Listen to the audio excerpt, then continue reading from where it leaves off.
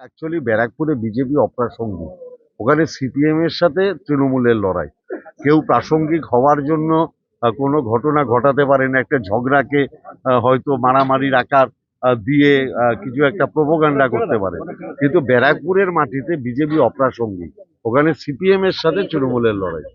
ব্যারাকপুর পৌরসভার 6 নম্বর ওয়ার্ডের অন্তর্গত ধনিয়াপাড়া এলাকায় বিজেপি কর্মীকে মারধরের অভিযোগ উঠেছে স্থানীয় পৌরমাতার স্বামী তৃণমূল কংগ্রেস কর্মী সুব্রত মুখোপাধ্যায়ের বিরুদ্ধে।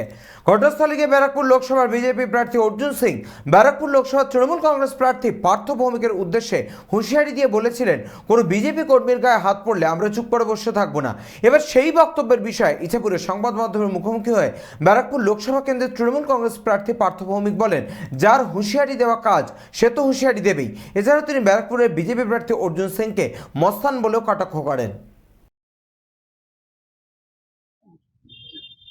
না, হুঁশিয়ারি দিতেই পারে। হুঁশিয়ারি দেওয়া যার কাজ সে হুঁশিয়ারি দেবে, কারণ এটা মস্তানদের চরিত্র। তা আমি তো সেটাই বলছি, আমি গুন্ডারাজের খতম চাই।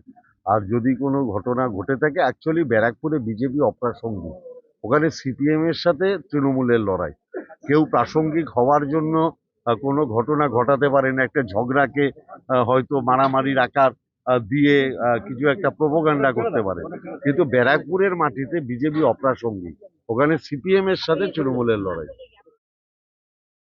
ইছাপুর থেকে সৈকত গঙ্গোপাধ্যায়ের রিপোর্ট, চ্যানেল 24/7। মসনদ দখলের লড়াই 2024 দেখতে চোখ রাখুন চ্যানেল 24/7 এর পর্দায়।